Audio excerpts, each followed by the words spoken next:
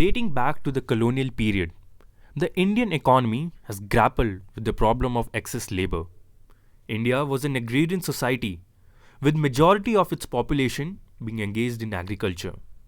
This was highlighted in report of Indian Famine Commission in 1880, which observed that the British officials viewed the problem of poverty in India as a consequence of agriculture being the dominant occupation of the masses. They adopted a hands-off approach with minimal interference to prevent discouraging the private sector. After independence, there were numerous schemes launched by the newly formed government aimed at providing employment to the rural population to absorb the excess labor and reduce disguised unemployment. We noticed a shift in policy in 1990s when India underwent liberalization. The increased role of private sector led to higher GDP growth but failed to solve the problem of surplus labor. This increase in GDP did not translate to better living conditions and was termed as jobless growth. To absorb enormous pool of low-skilled labor, Manrega, the Mahatma Gandhi National Rural Employment Guarantee Act, was introduced. The scheme guaranteed 100 days of paid labor per year to every rural household adult at the statutory minimum wage. However, the introduction of big tech platforms led to a new method of absorption of excess labor. This led to the rise of the era of gig work economy. Gig work refers to a labor market characterized by the prevalence of short-term contracts or freelance work as opposed to permanent jobs. In this model, workers are classified as independent contractors rather than employees. In the modern economy, gig work is often defined by the use of digital platforms such as apps or websites that connect service providers with consumers on an on-demand basis. Now, the question that arises is whether the gig work economy can absorb the labor surplus. We went to the streets of Nagabhavi to find out. ಸರಿ fuel ಆಗಲಿ maintenance ಆಗಲಿ EMI ಆಗಲಿ ಇದೆಲ್ಲ ಆದಮೇಲೆ ನಿಮ್ಗೆ ಎಷ್ಟು ದುಡ್ಡು ಉಳಿಯುತ್ತೆ? ನೀವು 8 ತಾಸು ನೀವು ದಿನ ಕೆಲಸ ಮಾಡಿದರೆ ನಿಮ್ಗೆ ಎಷ್ಟು ದುಡ್ಡು ಉಳಿಯುತ್ತೆ? ಅದರಿಂದ ನಿಮಗೆ ಏನಾದರೂ ಮೀನಿಂಗ್ಫುಲ್ ಆಗಿ ದುಡ್ಡು ಬರುತ್ತಾ? ಆ ಕ್ವೆಶನ್ ಇದೆ ಸರ್. ನಾನು ಫಸ್ಟ್ ಒಂದು ಕಂಪನಿ ಕೆಲಸ ಮಾಡ್ತೀನಿ, ಸೆಕೆಂಡ್ ಒಂದು ನೈಟ್ ಸ್ವಿಗ್ಗಿ ಕೆಲಸ ಮಾಡ್ತೀನಿ. ಯಾಕೆಂದರೆ ಮೇನ್ ಇಂಪಾರ್ಟೆಂಟ್ ಬಂದು ಮಕ್ಕಳು ಓದಿಸೋದು ಎಜುಕೇಷನ್. ಮಗಳಿಗೆ 2.5 ಲಕ್ಷ ಕಟ್ಟಬೇಕು, ಮಗನು 1.5 ಲಕ್ಷ ಕಟ್ಟಬೇಕು. ನಾನು ಬರೋದು ತಿಂಗಳಿಗೆ ವರ್ಷಕ್ಕೆ 3.5 ಲಕ್ಷ, 4 ಲಕ್ಷ ಅವರಿಗೆ ಕಟ್ಟರೆ ಹೊಟ್ಟೆ ತಿನ್ನೋದಕ್ಕೆ ಇರೋದಿಲ್ಲ. ಅದಕ್ಕೋಸ್ಕರ ನಾನು 2 ಕೆಲಸ ಮಾಡ್ತಾಯಿದ್ದೀನಿ. ಕಷ್ಟಪಟ್ಟು ಮುಂದೆ ಬರಬೇಕು ಅಂದರೆ ಇದು ಮಾಡ್ತಾಯಿದ್ದೀನಿ. ಫಸ್ಟ್ ಬೆಳಿಗ್ಗೆ ಹೊತ್ತು ಒಂದು 10ರಿಂದ ಸಾಯಂಕಾಲ 6 ಗಂಟೆವರೆಗೂ ಒಂದು ಕಂಪನಿ ಕೆಲಸ ಮಾಡ್ತೀನಿ. ಅಲ್ಲೊಂದು 30,000 ಸಂಬಳ ಕೊಡ್ತಾರೆ. 6 ಗಂಟೆಯಿಂದ 7 ಗಂಟೆಯಿಂದ ರಾತ್ರಿ 11 ಗಂಟೆವರೆಗೂ ಸ್ವಿಗ್ಗಿ ಮಾಡ್ತೀನಿ. ಅದೊಂದು 700-800 ರೂಪಾಯಿ ಬರುತ್ತೆ. ಇನ್ನೂ ಒಂದು 15,000 20,000 ರೂಪಾಯಿ ಇದೊಂದು ಸಂಪಾದನೆ ಮಾಡಿ ಅದೊಂದು 30,000-50,000 ರೂಪಾಯಿ ವರ್ಷಕ್ಕೆ ಒಂದು 6 ಲಕ್ಷ ಮಾಡ್ತೀವಿ. ಮೇನ್ ಇಂಪಾರ್ಟೆಂಟ್ ಅಂತಂದರೆ ಈ ಮಕ್ಕಳು ಎಜುಕೇಷನು, ನಮ್ಮ ತಿನ್ನೋದಕ್ಕೆ, ಮನೆ ಮೇಂಟೆನೆನ್ಸು, ಇದಕ್ಕೆ ಇದಾಗುತ್ತೆ ಸರ್. ಸರ್ ಬರೀ ಇದ್ರ ಬಗ್ಗೆ ಮಾತಾಡಿದರೆ ನಾನು ನಿಮಗೆ ಇದು ಫ್ಯೂಲ್ ಎಷ್ಟು ಖರ್ಚಾಗುತ್ತೆ? ಇದು EMI ಇದೆಯಾ? ಇಲ್ಲವಲ್ಲ? ಇಲ್ಲ, EMI ಇಲ್ಲ. ಫ್ಯೂಲ್ ಆಗಲಿ ಮೇಂಟೆನೆನ್ಸ್ ಆಗಲಿ ಇದೆಲ್ಲ ಆದಮೇಲೆ ನಿಮಗೆ ಸ್ವಿಗ್ಗಿಯಿಂದ ಎಷ್ಟು ದುಡ್ಡು ಉಳಿಯುತ್ತೆ? ಸ್ವಿಗ್ಗಿಯಿಂದ ನನಗೊಂದು 250-300 ರೂಪಾಯಿ ಉಳಿತಾವೆ sir. The phenomenon of big tech domination has been analyzed in the book Techno-Feudalism by Yanis Varoufakis. He defines techno-feudalism as establishment of new feudal system controlled by big tech through monopoly over wage labor in digital platforms.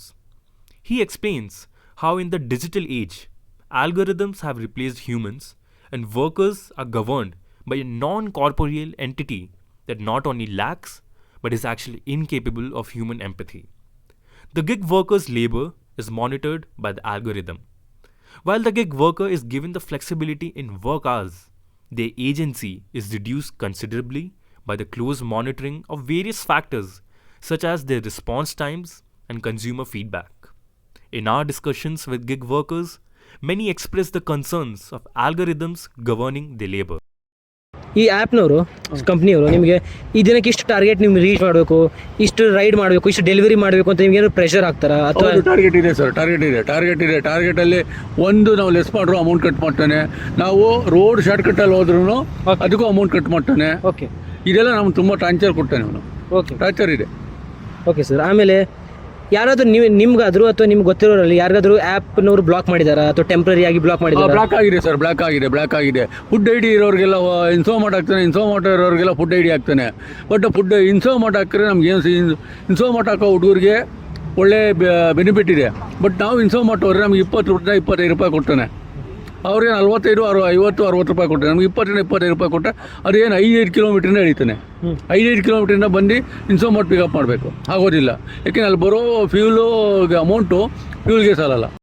While there is agency in terms of flexibility, it is ultimately controlled by the algorithm through penalties such as bans and fines. ಏನು ಕೊಡ್ತಾ ಇಲ್ಲ sir, ಯಾವುದೂ ಇಲ್ಲ ಆ ಥರ. Okay, ಅದು duty ಅವ್ರು ಯಾವ ಥರ ಕೊಡ್ತಾರೆ ಆ ಥರ ಇದು ಮಾಡಬೇಕಷ್ಟೆ. ಇನ್ಸೆಂಟಿವ್ ಇಲ್ಲ. ಅದಾದರೆ ನಿಮಗೆ ಫೈನ್ ಆಗಲಿ ಇಂಥದ್ದು ಏನಾದ್ರು ಇದೆಯಾ? ಅಂಥದ್ದೇನು, ಅದೇ ನಾವು ಕಸ್ಟಮರ್ ನಾವೇ ಕ್ಯಾನ್ಸಲ್ ಮಾಡಿದಾಗ ಫೈನ್ ಏನೋ ಇರುತ್ತೆ ಅಷ್ಟೇ. ಓಕೆ ಸರ್, ಅದಾಯಿತು. ಈಗ ನೀವುಗಾಗಲಿ ಅಥವಾ ನಿಮ್ಗೆ ಗೊತ್ತಿರೋರಲ್ಲಿ ನಿಮ್ಮ ಅನುಭವದಲ್ಲಿ ಯಾರಾದರೂ ಆ್ಯಪ್ ಬ್ಲಾಕ್ ಮಾಡಿದೆಯಾ? ಅಥವಾ ಬ್ಲಾಕ್ ಮಾಡಿದಾಗ ನಿಮಗೆ ಅಪೀಲ್ ಮಾಡೋಕೆ ನಿಮ್ಗೆ ಏನಾದರೂ ಒಳಗಡೆ ಸಿಸ್ಟಮ್ ಇದೆಯಾ? ನಿಮ್ಗೆ ಅಲ್ಲ ನಾನು ತಪ್ಪು ಮಾಡಿಲ್ಲ, ನೀವು ತಪ್ಪಾಗಿ ನೀವು ಬ್ಲಾಕ್ ಮಾಡಿದ್ದೀರಿ ಟೆಂಪ್ರರಿ ಆಗಲಿ, ಅದರಿಂದ ಅದ್ರ ಬಗ್ಗೆ ನಮ್ಗೆ ಸ್ವಲ್ಪ ಹೇಳಿ. ಅದ್ರ ಬಗ್ಗೆ ನನಗೆ ಏನು ಇದಿಲ್ಲ, ನಮ್ದು ಯಾವುದೂ ಆ ಥರ ಆಗಿಲ್ಲ. ಓಕೆ, ಕೆಲವ್ರದ್ದು ಒಂದೊಂದು ಟೈಮ್ ಮಾಡಿರ್ತಾರೆ, ಬ್ಲಾಕ್ ಮಾಡಿರ್ತಾರೆ ಅವರು ಆಫೀಸ್ಗೆ. ಸ್ಪೆಸಿಫಿಕ್ ಟಾರ್ಗೆಟ್ಸ್ ಟು ರೀಚ್, ಇಷ್ಟು ರೈಡ್ ಮಾಡಬೇಕು, ಇಷ್ಟು ಈ ಟೈಮಲ್ಲಿ ಮಾಡಬೇಕು, ನಿಮ್ಗೆ ಆ ಥರ ಏನು ಪ್ರೆಷರ್ ಇದೆಯಾ ನಿಮಗೆ ಮ್ಯಾನೇಜ್ಮೆಂಟಿಂದ? ಇಲ್ಲ, ಪ್ರೆಷರ್ ಏನೂ ಇಲ್ಲ. ನಮ್ಗೆ ಯಾವಾಗ ಬೇಕಾದರೆ ಅವಾಗ ಆನ್ಲೈನ್ ಆಗ್ಬೋದು, ಆಫ್ಲೈನ್ ಆಗ್ಬೋದು. ಇನ್ಸೆಂಟಿವ್ ಕೊಡ್ತಾರೆ. ಒಂದು 10 ಮಾಡಿದ್ರೆ 10 ರೈಡಿಂಗ್ಸ್ ಮಾಡಿದ್ರೆ ಇನ್ಸೆಂಟಿವ್ ಬರುತ್ತೆ. 10 to 15 ಮಾಡಿದ್ರೆ ಪ್ರೆಷರ್ ಅನ್ನೋದು ಏನೂ ಇಲ್ಲ. ಯಾವಾಗ ಬೇಕಾದರೂ ಲಾಗಿನ್ ಆಗ್ಬೋದು, ಲಾಗೌಟ್ ಆಗ್ಬೋದು. ನೀವು ಒಂದೇ ಆ್ಯಪಲ್ಲಿ ಕೆಲಸ ಮಾಡ್ತೀರಾ ಅಥವಾ ಬೇರೆ ಆ್ಯಪಲ್ಲಿ ಸ್ವಿಚ್ ಮಾಡ್ಬೋದಾ? ಸ್ವಿಚ್ಚು ಮಾಡ್ಬೋದು. ಇವಾಗ ನಾನು ರ್ಯಾಪಿಡೋ ಮಾಡ್ತೀನಿ, ಓಲಾ ಮಾಡ್ತೀನಿ, ಊಬರು ಮಾಡ್ಬೋದು, ಯಾವ್ದು ಬೇಕಾದರೂ ಮಾಡ್ಬೋದು. ರಿಸ್ಟ್ರಿಕ್ಷನ್ಸ್ ಏನೂ ಇರಲ್ಲ. ನೀವು ನಿಮ್ಮ ಅನುಭವದಲ್ಲಿ ಅಥವಾ ನಿಮ್ಮ ಯಾರಾದರೂ ಗೊತ್ತಿರೋರಲ್ಲಿ have you ever faced a block or some restriction or some penalty from the management? Block ಮಾಡ್ತಾರೆ ಅಂದರೆ ಪರ್ಟಿಕ್ಯುಲರ್ ಸಿಚುವೇಶನ್ಸಲ್ಲಿ ನಾವೇನಾದರೂ ರೈಡಿಂಗ್ ಕ್ಯಾನ್ಸಲ್ ಮಾಡೋದು, ಜಾಸ್ತಿ ರೈಡ್ ಕ್ಯಾನ್ಸಲ್ ಮಾಡ್ತೀವಿ ನೋಡಿ, ಆ ಟೈಮಲ್ಲಿ temporary block. There have been many responses by the state to the rising problems in gig work economy, such as previous ban on bike taxis in Bangalore and demands by Raghav Chadha, Member of Parliament from the Aam Aadmi Party, to ban the 10-minute delivery services. However, the strongest response has come in the form of the introduction of new labour codes. The 4 codes are the Code on Social Security, the Code on Wages, the Occupational Safety, Health and Working Conditions Code, and the Industrial Relations Code. They replace the previous 29 central labour laws with the unified modern framework. An important reform for gig workers has been the provisions created for them in the Code of Social Security. A specific chapter of the code has been dedicated for social security for unorganized workers, gig workers, and platform workers. Under Chapter 9, Section 114, central government has been empowered to frame suitable social security schemes for gig and platform workers, such as life and disability cover, accident insurance, health and maternity benefits, old age protection, and other benefits.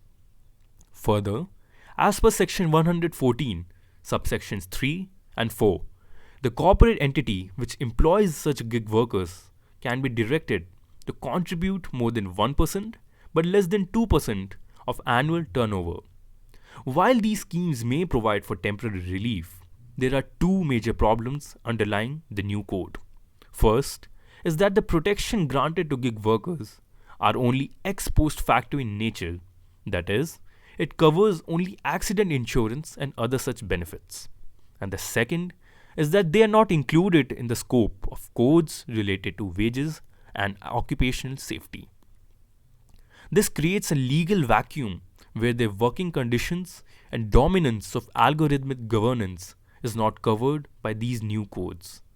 The deeper problem underlying this lack of regulation in the gig work economy relates to the focus of the Indian state on social protection rather than basic public goods and services. This aspect was covered in the article written by Devesh Kapoor and Prakriti Nangia titled Social Protection in India a welfare state sans public goods. Social protection relates to the array of policies and programs designed to reduce poverty and vulnerability by diminishing people's exposure to risks and enhancing their capacity to protect themselves against hazards and loss of income. Basic public services are the fundamental systems and amenities provided or regulated by the government that are considered essential for human survival, dignity, and economic development. The article highlights how the Indian state has disproportionately focused on expanding existing social protection programs. However, the focus on basic public services has languished. This links back to the problem of exploitation of labor by gig work. The state, instead of providing basic public services such as meaningful employment opportunities, has delegated the task to the big tech platforms.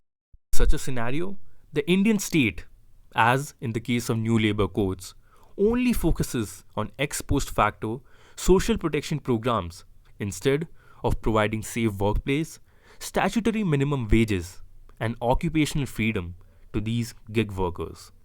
The question that arises is, what is the reason behind disproportionate attention to social protection schemes than basic public goods? Devesh Kapoor and Prakriti Nangya provide an explanation for this. The underlying reason is short-term electoral process, where social protection schemes provide the politicians with better visibility than improving public services, since the latter is a long process which may not provide immediate and visible benefits and often goes unnoticed by the electorate. This leads to reactionary measures such as banning the gig work platform, which capture the imagination of electorate rather than focusing on deeper underlying problems such as need for meaningful employment and safe working space. Therefore, while focusing on basic public services might be a less glamorous and long process, it is a crucial step to ensure that the labor surplus is absorbed without exploitation and balancing the growth of economy with provision of basic public services.